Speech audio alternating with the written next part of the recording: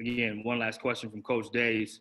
What are you, how are you making an impact on your minority student athletes at your program, bigger than just basketball? What are you doing to help break some generational and family curses, teaching them to vote, rights, et cetera?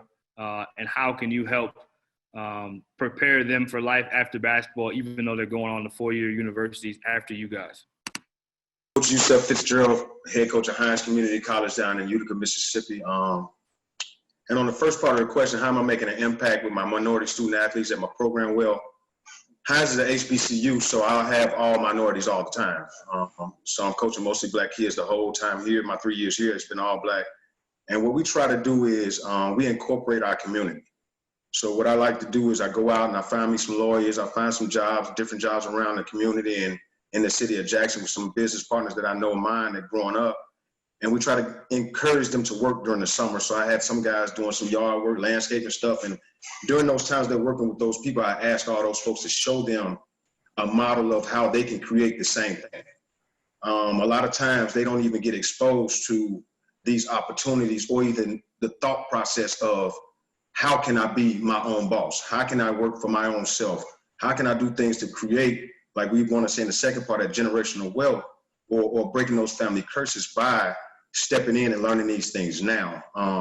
I do a lot of truth talks. So a lot of my guys are not going to play overseas or in the NBA for basketball. They're going to go on to a four-year school, get a degree, but a lot of them not going to have, the blessings and the opportunities and the luck that comes with getting those jobs overseas and playing. And what we do is I try to steer them into other avenues. I got one kid that was playing for me 2 years ago. Now he's a truck driver. He's traveling across the country where he's going from California to Pennsylvania driving trucks, and he loves it. He said to me, Coach, I appreciate you for giving me those real talks, because before that, it was all they told me was basketball, basketball, basketball. And nobody realized that even for most of us on this panel that are basketball players, that's all we knew. We didn't know anything else when we came out of that thing. Like, when you got through with school, it was like, oh, what do we do now? And it's like, oh, go into coaching. Well, it's hard to get into coaching because of the situation of how it works. It is what it is on what we're dealing with the systemic, problems. But we got to give them other avenues and not putting the end of all ends bouncing the darn ball, because when that ball stops bouncing and that's all they know, that's all they're going to do. So we try to give them those opportunities outside of basketball here. Our community service projects that we do, I always encourage them to talk to some of the organizers and the bosses of those places so they can see how to give back in different things. So that's some of the things we do. I encourage all mine to think positively and for themselves as well. So now it's outside the box. Now for the second part, what are we doing to break generational curses and family curses and teaching them voting rights?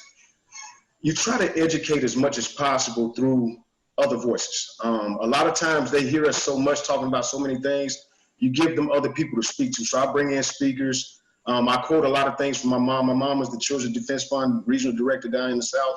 And I quote a lot of things from her because she's on that front line fighting for changes in laws, changes in processes, changes in how we think. Because like we always say, education is key.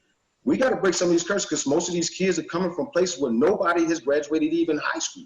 I got one kid who nobody graduated high school from him, and he came to me and now he's getting his master's degree. He's broken that curse. So we encourage that part of it, and then we have to give them the reality of what's really going on. A lot of times, like everybody says, that uncomfortable conversation you don't want to have. Well, get off your scared, pompous behind and say what needs to be said and quit being afraid to say it. Like, it's not going to hurt any feelings. The thing that I love is I hurt feelings now.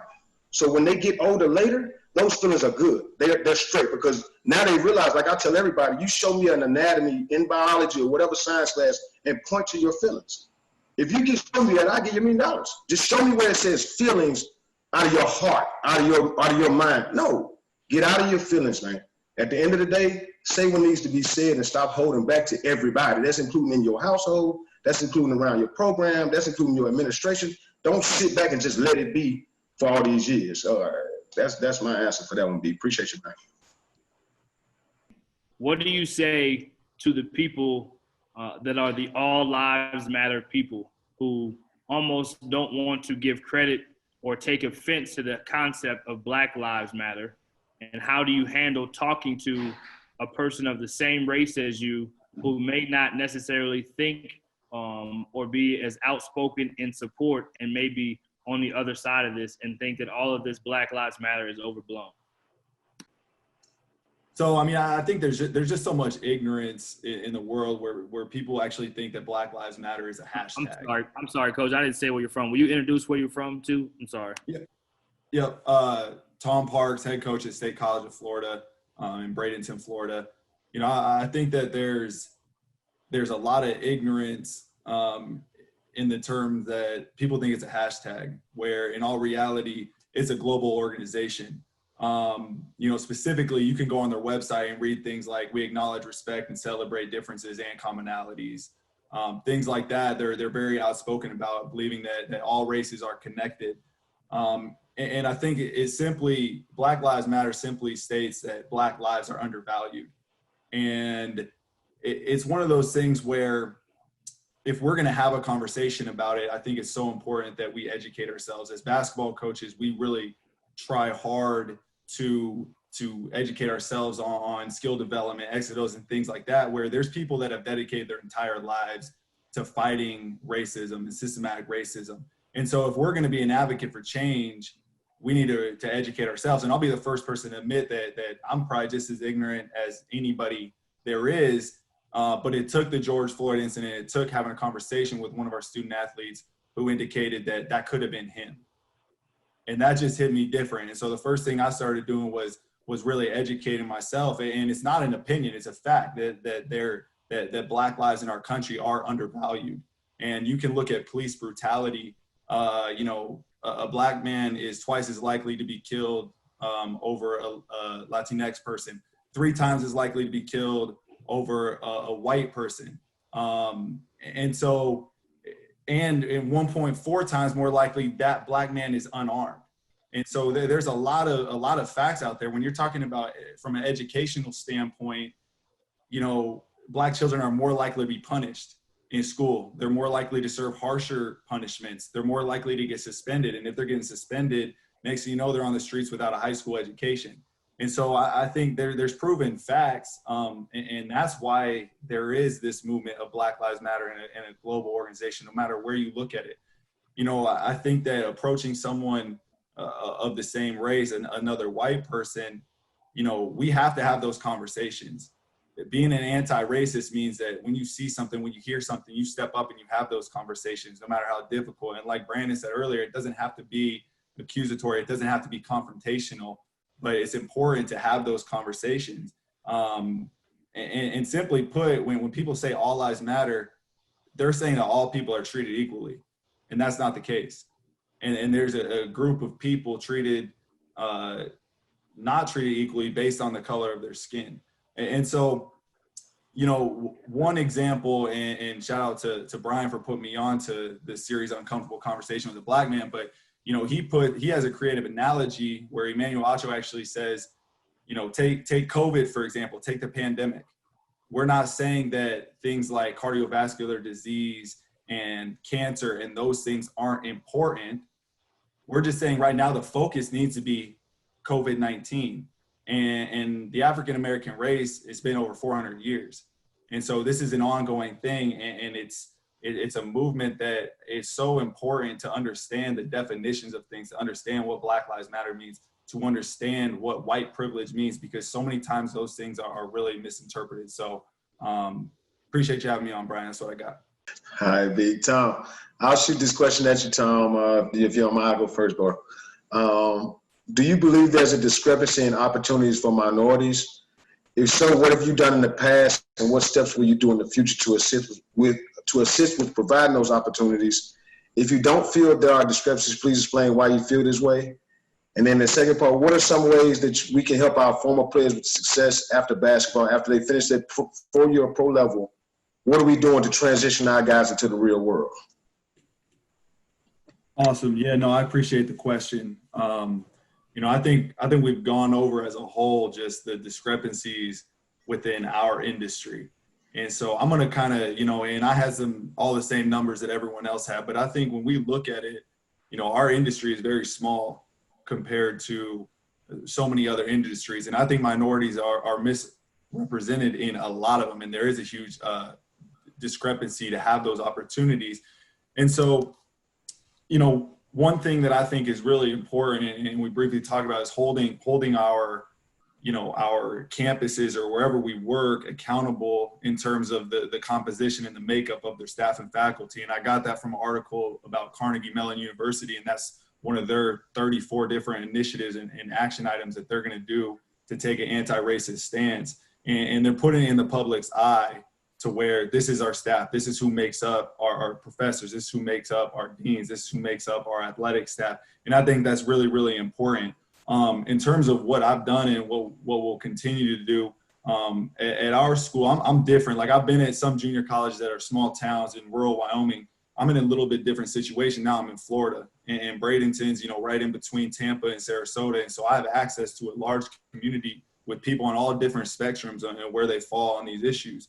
And one thing I think is important, because our team's so small compared to the entire community, is we developed an Expanding Our Boundaries task force. And what we did is we partnered with local leaders in our community, people on the school board, teachers of the year in the state of Florida, people with the technical college background that are really high up in one of our big technical schools. And what we're doing is trying to navigate our community and really learn, why do some young people, and especially young minorities, feel that college isn't a route for them?